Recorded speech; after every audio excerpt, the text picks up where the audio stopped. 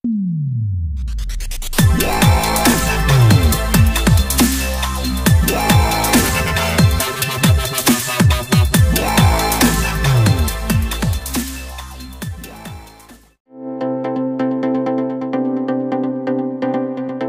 trip musim dingin, menjelajah Sydney, Canberra, lewat kota-kota kecil bersejarah. Berkendara dari Sydney ke Canberra di musim dingin Australia. Atas saran dari anak saya yang sudah 8 tahun tinggal di Australia, sejak kuliah hingga kini bekerja, begitu pesawat Qantas mendarat di Bandara Sydney, saya langsung menyewa mobil. Biaya sewanya relatif murah, sekitar 800.000 per hari. Dari bandara, saya menuju hotel di kawasan Darling Harbour untuk check-in dan beristirahat sejenak sebelum menjelajah kota.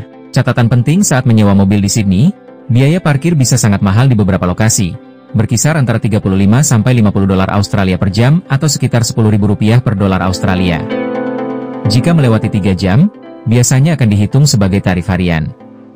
Parkir di hotel pun bervariasi, umumnya antara 30 sampai 50 dolar Australia per malam tergantung lokasinya. Untungnya, sistem kemudi di Australia sama seperti di Indonesia, setir kanan dan berkendara di lajur kiri.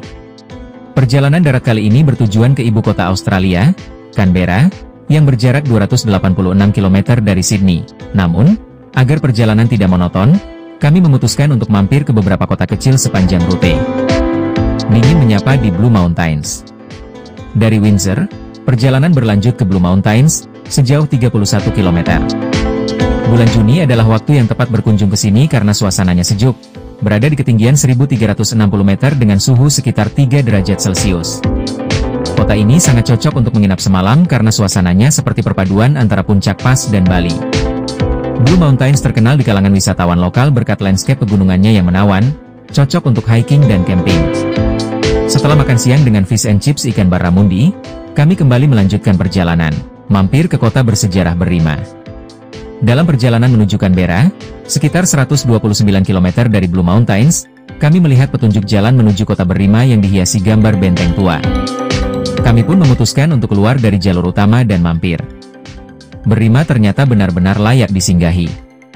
Kota kecil ini dibangun tahun 1830 sebagai pusat proyek pembangunan rel kereta api. Kini, penduduknya hanya sekitar 250 jiwa, dan bangunan yang masih berdiri meliputi gedung pengadilan, penjara, gereja, serta hotel atau restoran yang juga berfungsi sebagai museum, dikelola oleh keturunan surveyor Jenderal Thomas Mitchell, pendiri kota tersebut. Singgah ke kota tua Windsor. Pagi hari di akhir pekan, kami memulai perjalanan dari Darling Harbour menuju Windsor, kota tua berjarak sekitar 57 km. Di sana kami berkunjung ke kerabat kami, Mr. Khalid, seorang imigran asal Lebanon berusia 92 tahun yang masih sehat dan bahkan masih mengemudi.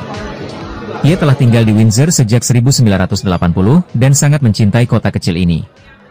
Windsor sendiri berdiri sejak 1791 dan berpenduduk sekitar 20.000 jiwa. Masyarakatnya terkenal ramah dan terbuka. Menuju Canberra dan menikmati rest area unik.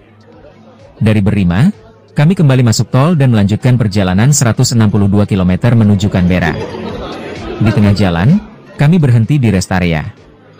Uniknya, rest area di Australia benar-benar difokuskan untuk istirahat. Di satu lokasi, hanya ada truk kopi yang menjual teh, kopi, dan roti.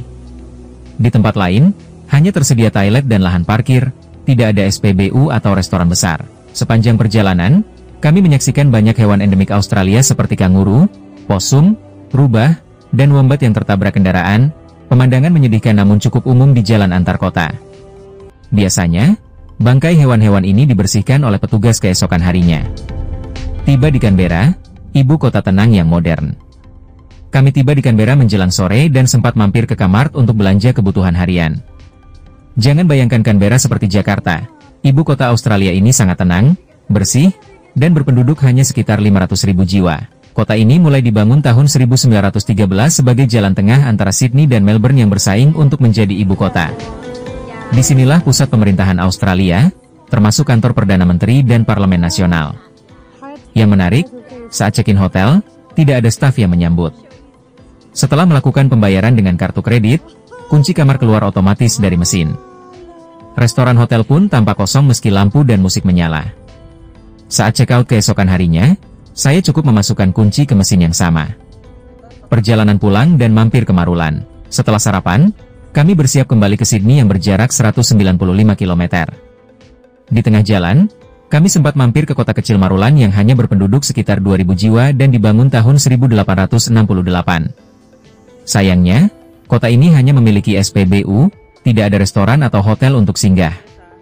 Menutup perjalanan di Darling Harbour. Sekitar 2 jam kemudian, kami tiba kembali di Sydney.